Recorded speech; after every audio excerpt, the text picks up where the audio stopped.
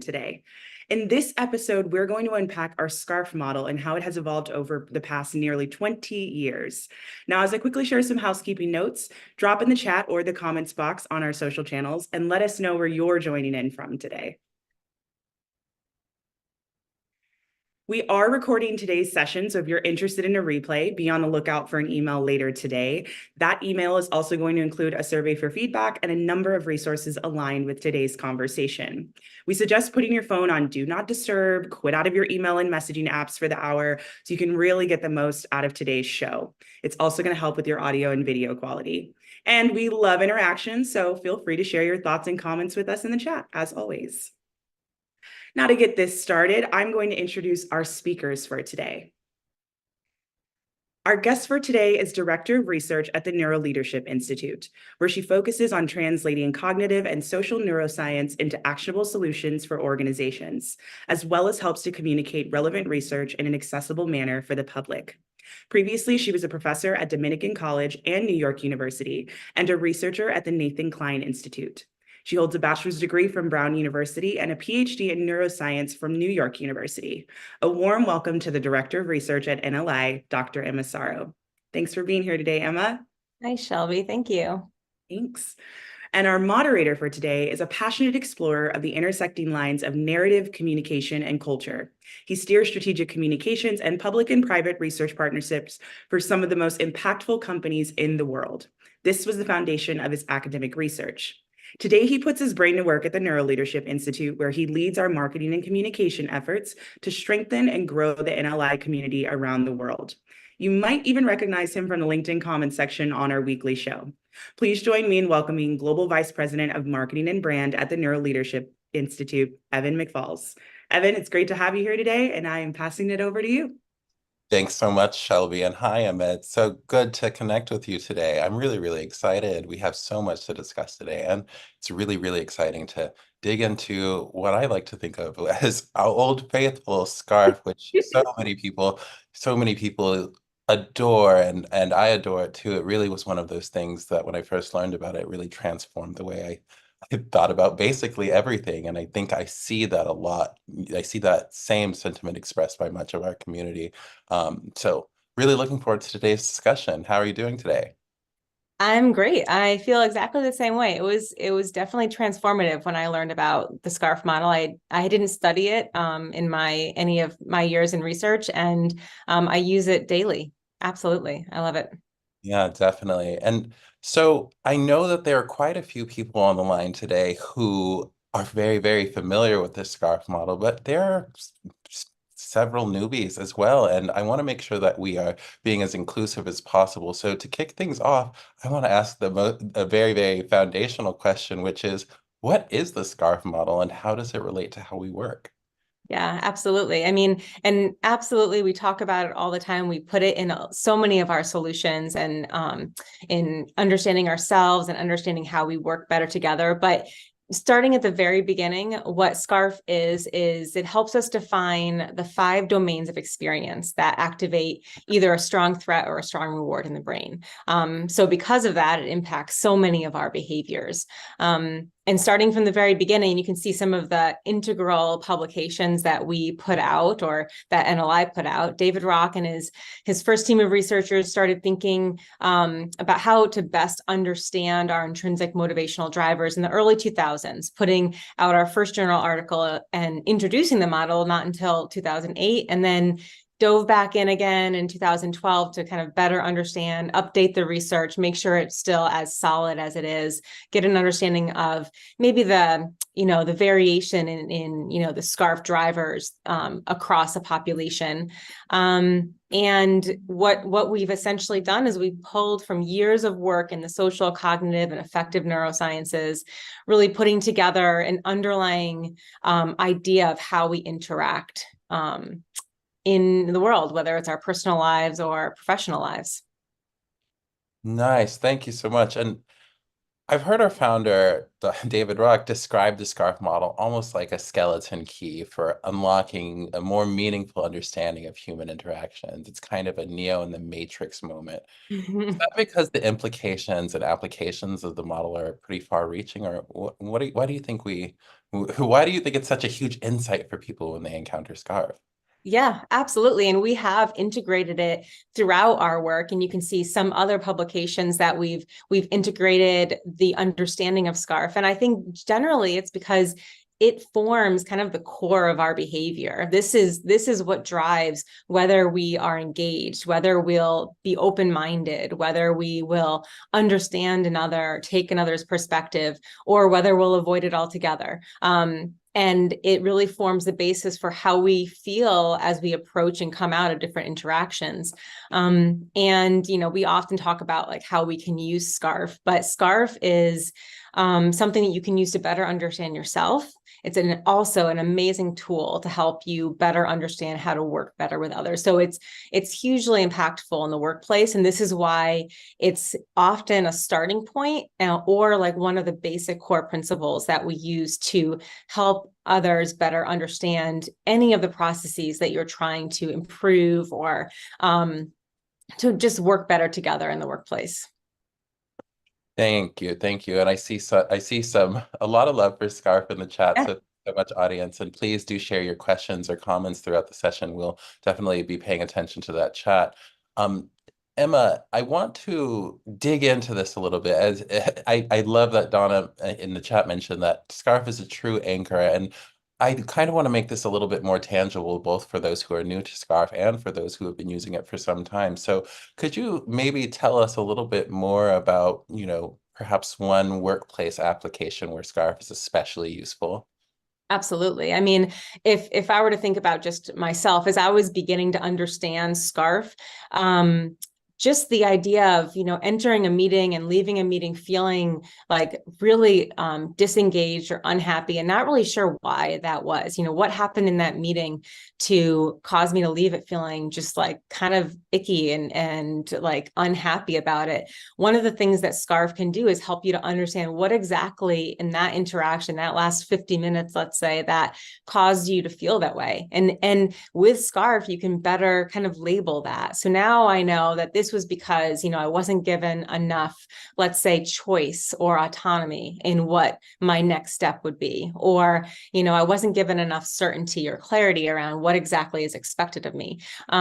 So it can, and it allows you to almost, and we talk about labeling as one of our emotional regulation strategies, but it allows us to do that really well and then turn down that threat response that we often talk about. So that's just thinking about myself. But then, I mean, I guess, turn the question back around to you.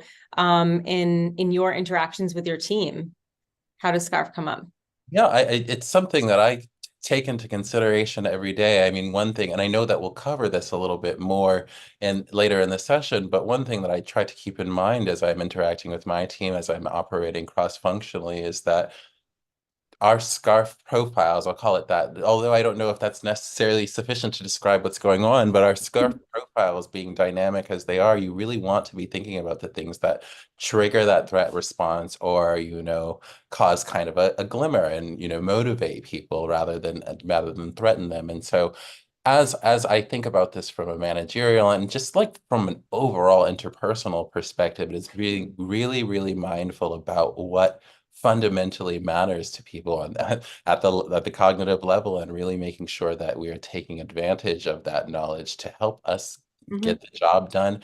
And at least in my team environment, what's especially important for me is making sure that we get the job done, that we do it well, that we communicate effectively, and that we're better for having worked together, better for having communicated with one another. So SCARF really allows me to understand to a meaningful degree and to have more productive conversations, the interpersonal environment that I'm operating in, and make decisions that allow me to be more effective and allow my team to be more effective as well.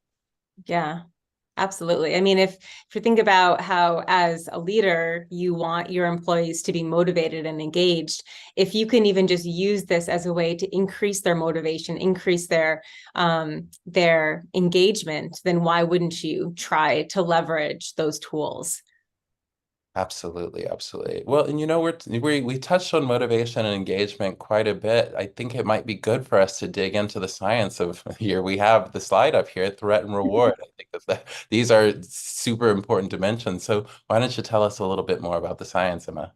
Yeah, absolutely. So I did say this was SCARF stems from a very core organizational principle of our brain, and something that evolutionarily, or as an evolutionary result of us basically needing to survive in a world of threats, let's say, is our ability to sense potential threats in our environment. And so you could bring this all the way back to us being able to sense physical threats in our environment, but in fact we're also just as sensitive to potential social threats, and also sensitive to potential social rewards or actual physical rewards. One of the primary frameworks for this, though, is that our sensitivity for threat is much higher. So we are more likely to be triggered by potential threats in our environment than we are rewards. And so it's really critical to understand where those could come up.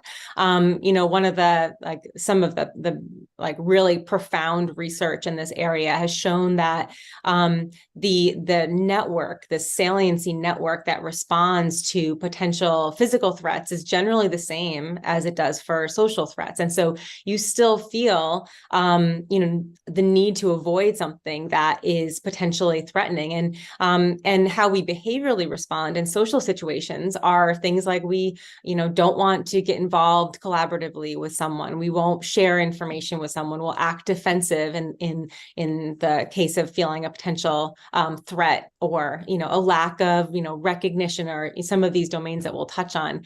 And that's how we respond behaviorally in these kinds of situations. So you can kind of bring that back to the workplace and think, well, when you're in a social situation, let's think about the times that you've seen defensive behavior, you've seen, information being held back, or you've observed, people like not collaborating well, or not even being creative. It can even in fact impact an individual's ability to innovate and solve problems. Everything is impeded by the fact that our threat network just becomes engaged and kind of like takes over control of our ability to do the things we need to do at work. So it's worth it to understand when these threats come up, what they are and what causes them, and how to kind of balance that out with a set of rewards, kind of along the same domains. So that's kind of, we often say this is like the brain's organizing principle, but it is the stepping stone for how we choose to act, because ultimately we have evolved to survive. So this,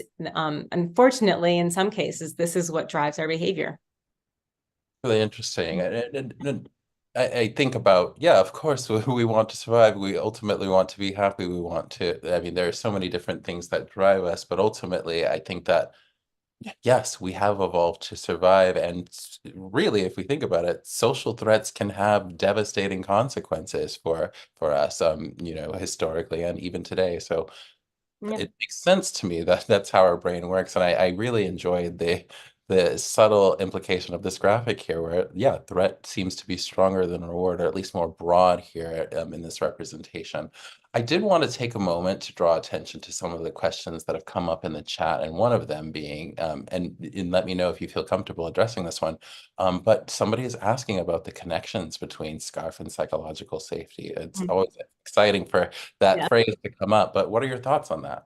Yeah, it's a great question, because we've also been talking a bunch about psychological safety. We've explored it scientifically. We've built a framework with Amy Edmondson that, addresses the underlying neuroscience of how, what happens in a lack of psychological safety and how to create it. And I know in a few weeks, Amy Edmondson will be back on our webinar to talk about it in relation to other aspects of the workplace. But SCARF is absolutely intertwined with both why what happens in a lack of psychological safety. So we are, sensing those and observing those like interactional threats in the workplace. And one of the key pieces of psychological safety is it is part of an observed behavior. And so one of the insights I had as we were researching this is that our saliency network, our threat network, is engaged when we observe those interactions that,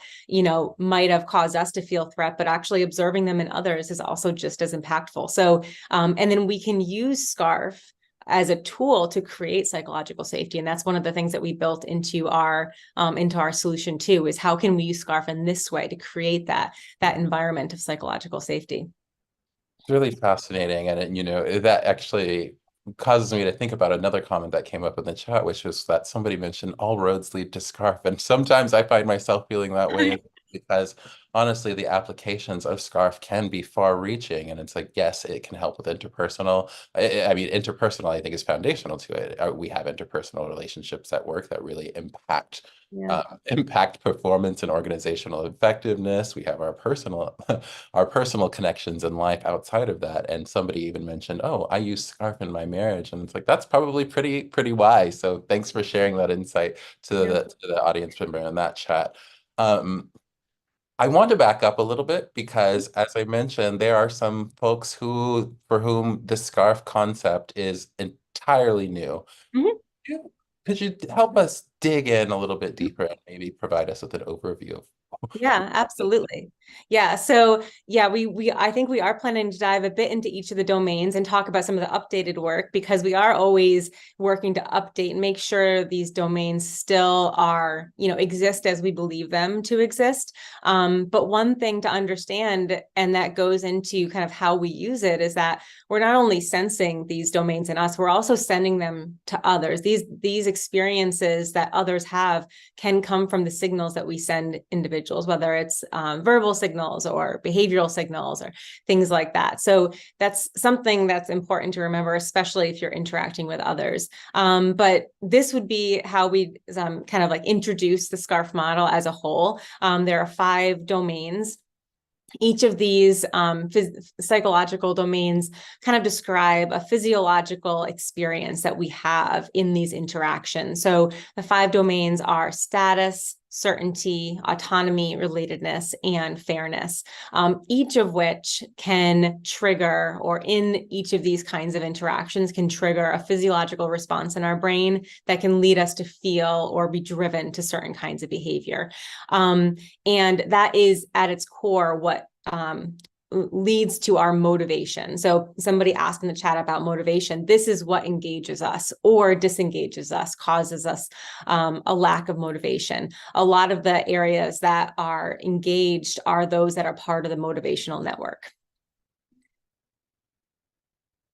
Fascinating. And I do want to dig into each of the domains of SCARF because I really want to ensure that everybody is able to get into a deeper understanding. So why don't we start with status? Yeah, absolutely. Yeah. So status sometimes gets a bit of a bad connotation given the name, and it does relate often to how we compare ourselves with others. So we are very sensitive as humans to individuals that are in different hierarchies around us. I mean, one of the things that we do automatically when we walk into a room is we assess the hierarchy and we alter our behavior and how likely we are to interact in different ways with individuals based on their hierarchy. But it's also related to whether we feel valued, whether we get a sense of how our work is valued, how we're valued as an individual. So whether we feel a sense of status in the room or recognition for our work, that can lead to a set of activity in reward areas of the brain. So the area that's pointed out here is the ventral striatum, which is one of the areas that releases dopamine in response to a sense of reward.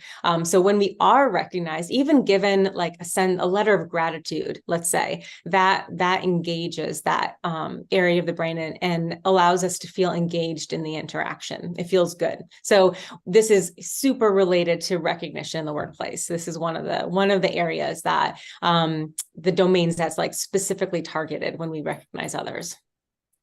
That makes a lot of sense. And I imagine that this will come up quite a lot as we go through each of the domains of SCARF. Yep. But this is something when I'm thinking about this from a management Yeah. leadership perspective, it's, when you're thinking about total rewards, employee Mhm. compensation, and talent engagement, it's really thinking about dimensions such as status that need to be factored into that package you're creating. Of course, you want to be thinking about compensation and things like that, but you also want to be thinking about what is the experience that my employees are having on a day-to-day basis, and what am I Yeah. doing that motivates them to return or to, engage in sufficient level of effort as well as discretionary effort. So thank you for sharing that. Let's move on to certainty, why don't we? Yeah. So certainty is something I think a lot of us have experienced a lack of, and we've talked a bunch about this in the last 4 years, let's say, is what happens when you lose that sense of control or being able to predict, let's say, not control, but predict an outcome. We, as humans, need to set or understand expectations, whether it's I know what to expect when I walk in the door of my apartment, or I know what to expect when I walk into work, or what to expect when I'm given a task at work. Those expectations create a sense of not just reward, but it satisfies this expectation. When you lose that, you kind of like lose that feeling. It's an instant feeling of threat. Generally, engaging this area, the anterior insula cortex, which is usually engaged when we feel a lack of certainty. So this is where, in the workplace, providing that sense of certainty, everyone is sensitive to this for sure. We all know what happens when you don't have that expectation. What is going to happen when I walk into this meeting? A meeting that's placed on your calendar, for instance, without any explanation with your manager, for instance, is instantly going to give you that feeling that happens when this area of the brain is engaged. That makes a lot of sense. And I imagine that people are feeling a great deal of certainty triggers at this moment. I know that we touched on this a little bit last, or quite a lot actually, in last week's session on the 2024 leadership trends to watch. It also made me think a little bit about a question that was asked by one of our viewers about how scarf or how we might use SCARF to explain our initial first impressions about other people. And certainty came to mind for me here because, I mean, I imagine that there's some meaningful Yeah. connections between this and our other acronym model SEEDS, which addresses bias. But perhaps you could tell us a little bit more. Do you want to respond to that? Yeah, no, this is the first time I've ever thought about this, but I could imagine, I love this question. I could imagine that um, if you're meeting someone for the first time and there isn't a necessary understanding of where they are, let's say like what level of who they are to you and what they could provide you, whether they're someone that might be like have more power than you in the workplace or not, or like what is expected of you in this interaction, that could be unnerving, and that could like produce a bit of a lack of certainty. And until you better understand the motivation behind the interaction, or what their goals are in the interaction, then I could see you being triggered a bit by a lack of certainty. That makes a lot of sense. And of course, I know I've mentioned the SEEDS model, and I'm thinking Mhm. about, bias mitigation strategy in this case is that perhaps, even I think even the act of acknowledging that perhaps your lack of certainty is triggering you a little bit may, better equip you to enter that conversation with, or, into that interaction, that first impression without so Yeah. much bias, but definitely something perhaps to investigate a little bit more. And thank you to the audience that asked that question. Mhm. I did see another question in the chat. I do want to make sure that we move on to autonomy, but just wanted to address this.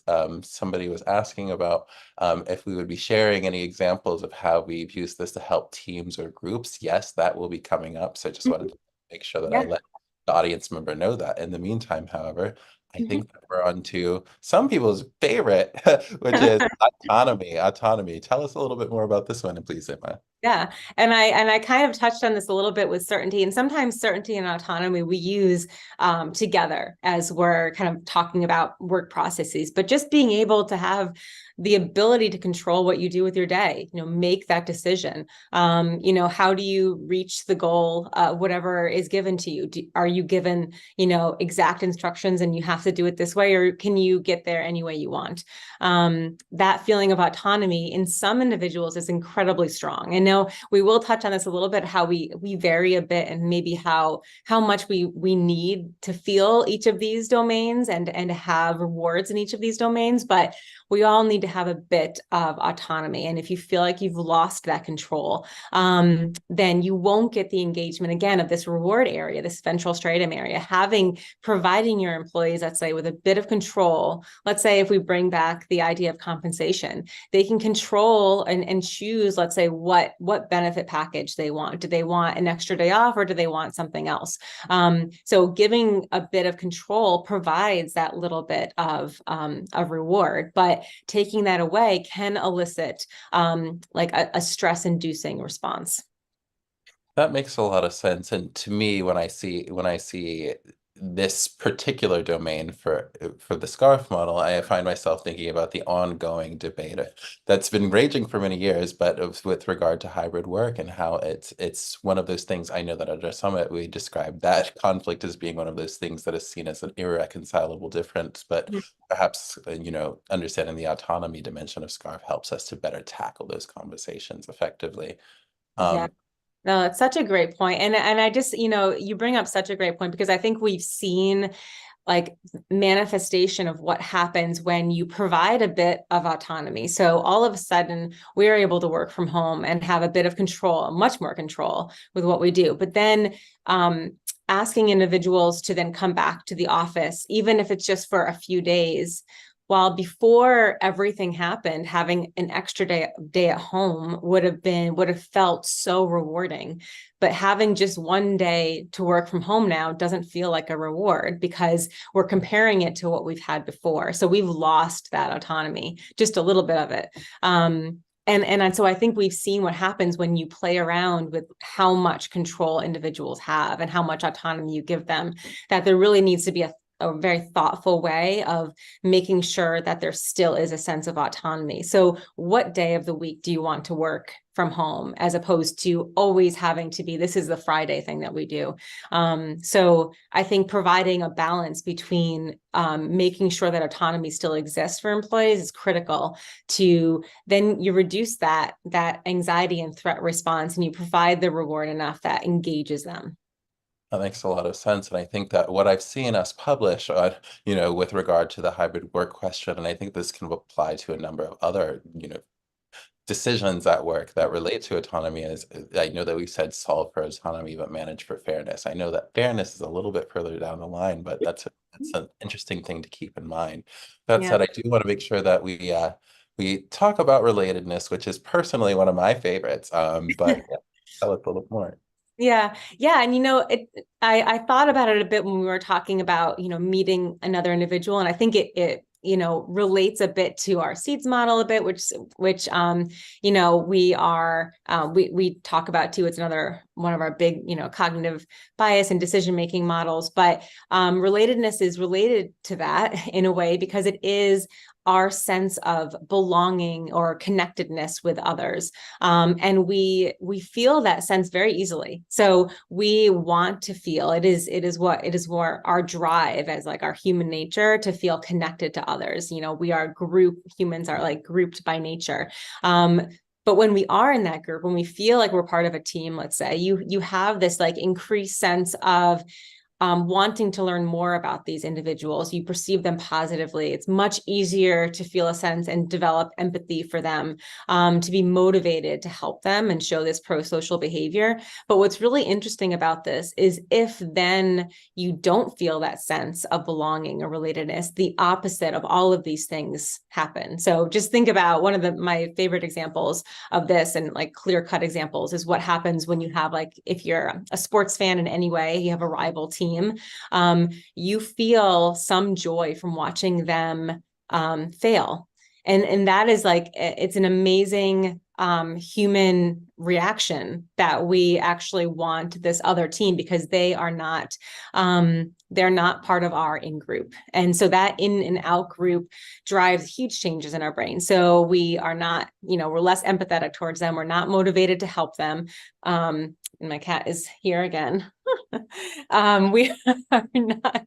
And so it is, and it involves many areas of the brain. So there's not just one area that really drives this reaction. It is a whole network, because it is like a very important behavior for us to be with a group.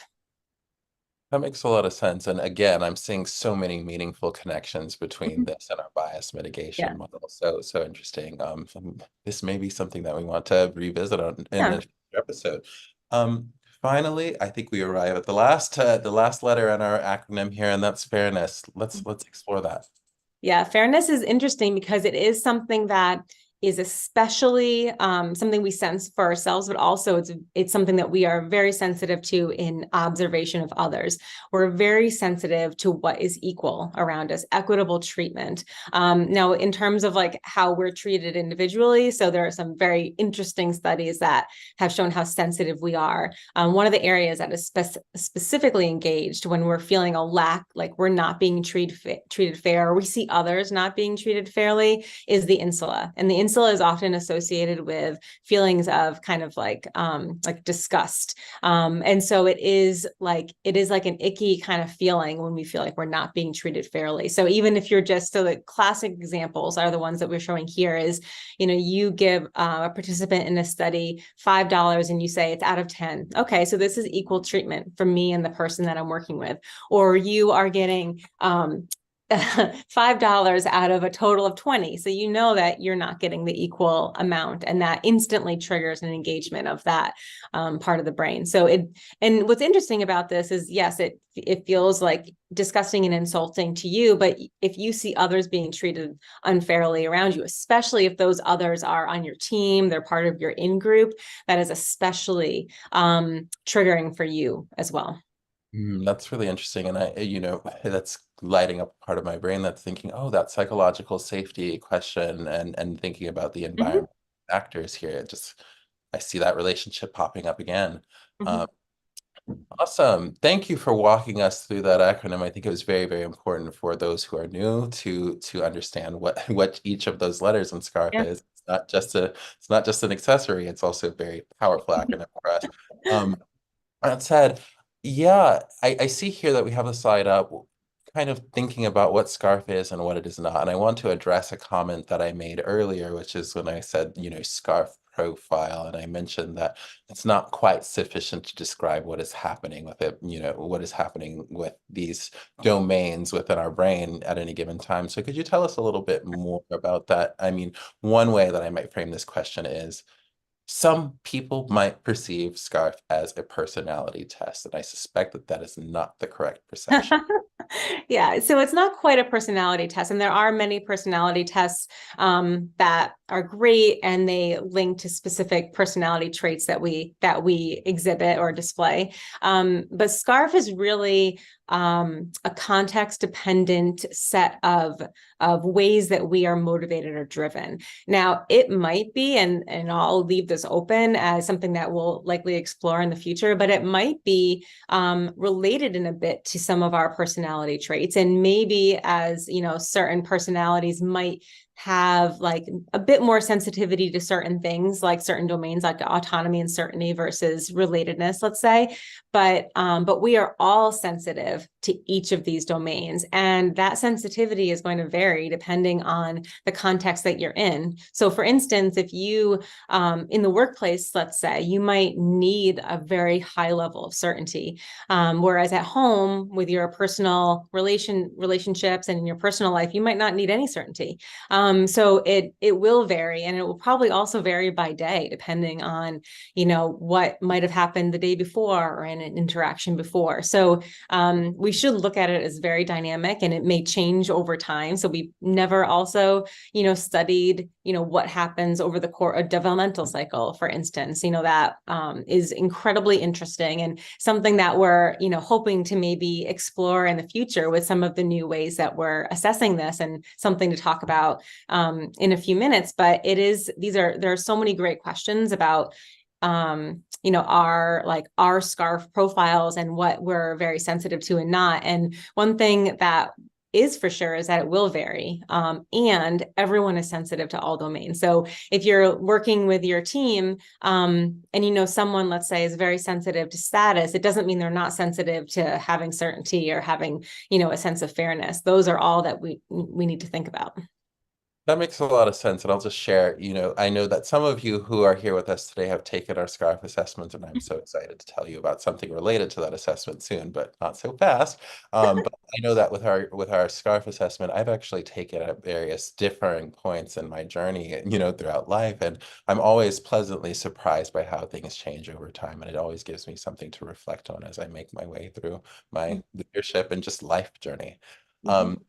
Awesome. So I want to just take a brief moment to look through some of the questions that people are asking, since we did just go through quite a bit of information. And one thing that popped up was somebody was asking, what part of the brain is affected by relatedness? What can you tell us about that? Well, yeah. So relatedness, as I was saying, is kind of everything, right? So we are, the areas of the brain that respond when we are feeling empathetic. So there are a number of social brain regions that are responding, like our default brain mode is one area that responds when we're thinking about ourselves compared to others, our emotional brain areas. But that's also, what about how we, are motivated to help others. So those are areas that are like our motivational network, are engaged for that. So relatedness definitely, and because it also interacts interestingly with the SEEDS model, which is our cognitive bias and decision-making model, it also is related to how we make decisions as well, how we feel like we're in an in-group with another or not, and make that decision. So it actually is a widespread network that reacts in different ways to our sense of relatedness. Thank you for sharing that. Thank you for digging in there. All right. So now I know that people are asking about this earlier, and we're so happy to share some of this information with you, as people want us to know, what does SCARF look like in practice? And I see you have a SCARF model in action. Let's dig in.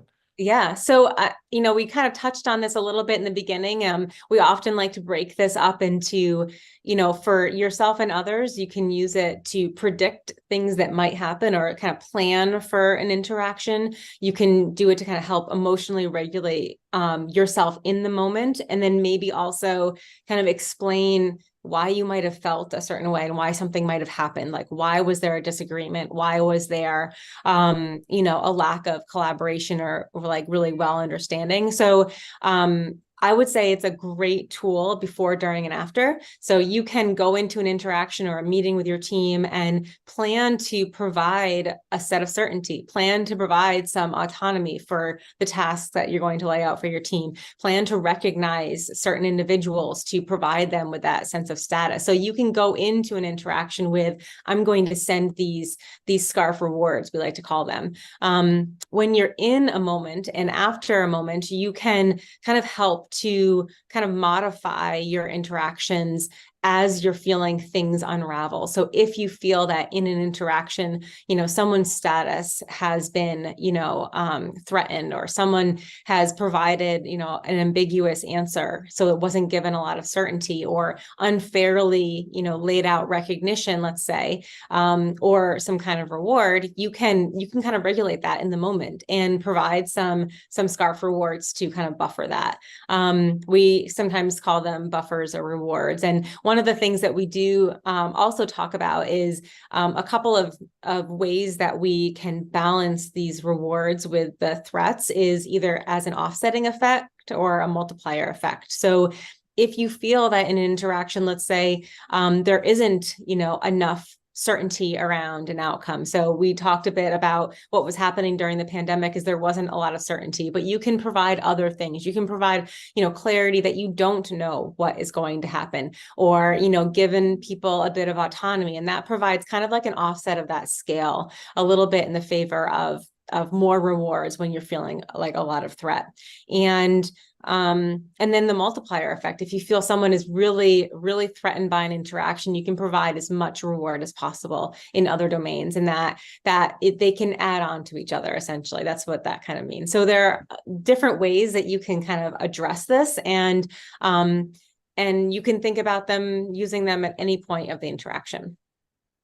And I do. Me too. And a question that somebody just asked, and I would be curious to understand what your thought on this is there a correlation to emotional intelligence? I think they're asking, is there a correlation between the SCARF model and the idea of emotional intelligence? Yeah, no, I think there absolutely has to be, because it provides you with another way to build these emotional regulation strategies into your day, whether it is in being able to better emotionally regulate your own interactions so that you can show up for your team or for your personal relationships in a different way, or as a way to better understand your teammates and to better take better perspective, let's say, and better understand, because you have kind of a label to label, let's say, where they might be coming from and why they might be acting in a certain way or behaving in a certain way. So I think it absolutely helps in building that emotional intelligence by using this as a tool towards that. Thank you. Question. Yes, I agree. Really fabulous question. And thank you to everybody in the audience who's really having really, really wonderful insights and questions to share with us today. I do see Cole's question regarding exploring how a SCARF profile changes for individuals over time. And he's asking about, whether or not there is emergent research on this. I know that we have some prior publications on the SCARF model overall, but I think that this question actually invites us to a nice little segue into the exciting news that we wanted to share about the SCARF assessment. Yeah. So I'll just share that the research team here at the Neuro Leadership Institute has been developing a revision to our long-standing and beloved SCARF assessment, and we are super excited to unveil that to all of you today, as well as with the broader world. We've made some pretty significant changes so that we can continue our exploration of some of these questions that you're asking in the chat here today. Emma, can you tell us a little bit more about how the SCARF assessment has been updated so far and what the future looks like? Yeah, I mean, it's definitely, it's so exciting for, I think, both of our teams, because for many different reasons, but just in that for the research team, we're going to be getting a much more data to help us answer those questions that you're all asking.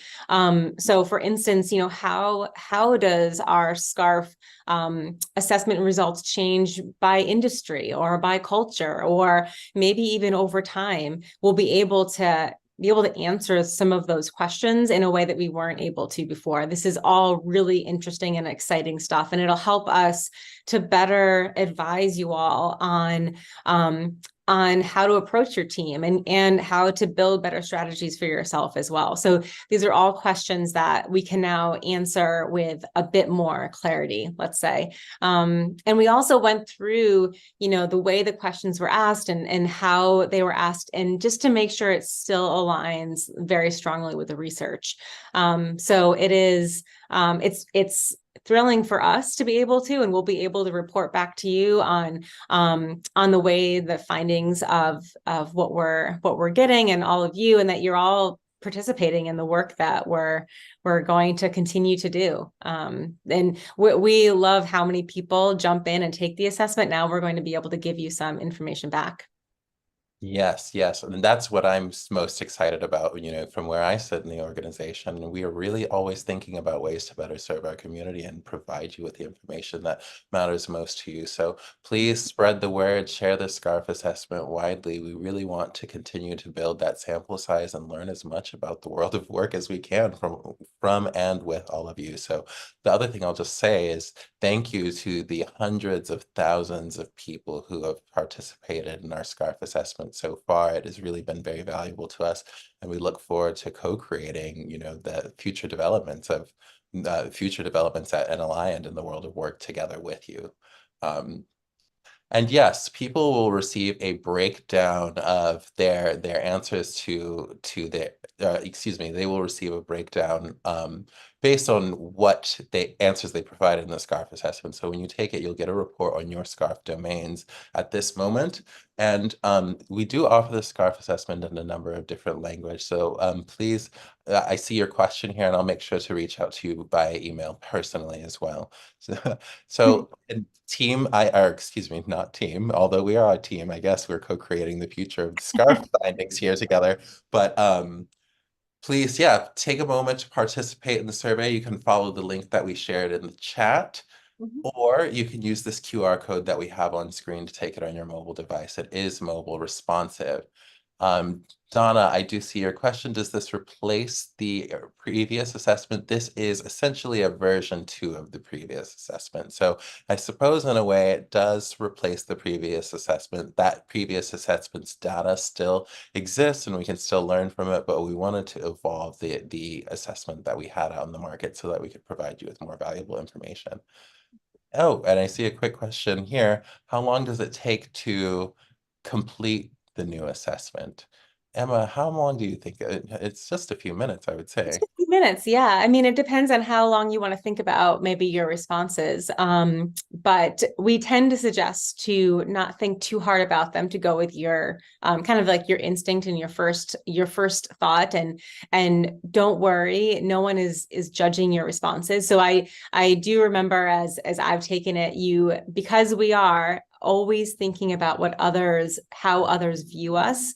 And we're also brilliant. We can see how people might view certain responses. So try not to do that, because at the end, what you will get is you will get some actionable recommendations for how to approach different situations, depending on those domains that you might be a bit more sensitive to, because you can help yourself work better with others as well.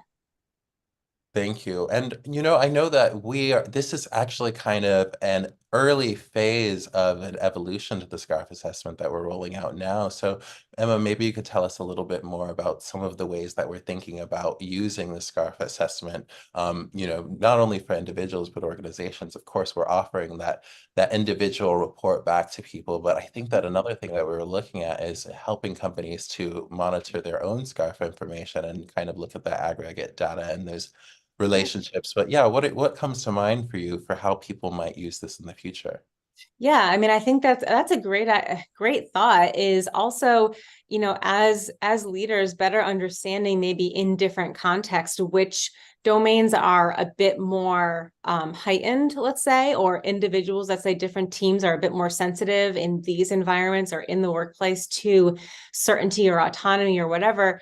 Leaders can decide to decide on policies or processes that can provide the rewards in those domains that are maybe a bit more heightened in a specific context. I think, or even, after an event, what is coming up for individuals. It can be maybe a way to assess how the team dynamics have changed over time. I could see any number of kind of like aggregate answers that leaders can get from it.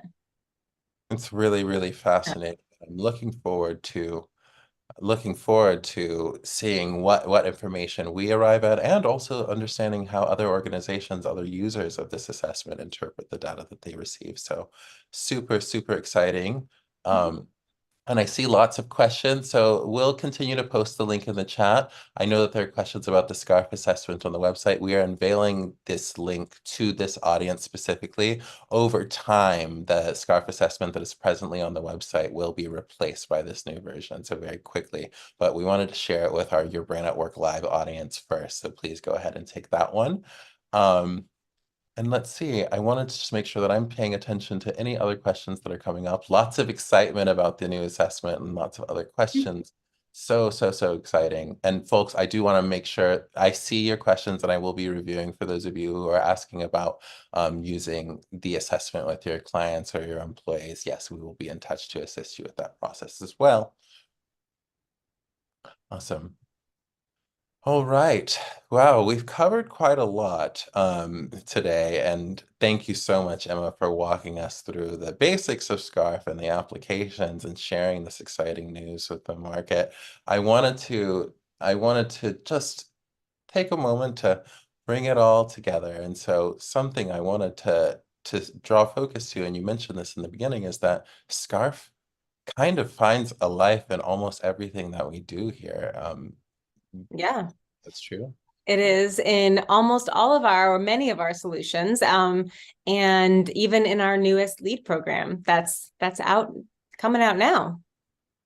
Yeah, it forms the basis for how we understand why these solutions are important, how to have conversations, how to best mitigate conflict in organizations, and how to build and develop better leaders. It's all critical. Fantastic. And SCARF is actually it's integral to everything. I think you'll all see here that we do have a new program where SCARF also features pretty prominently, and that's LEAD, the Neuroscience of Effective Management.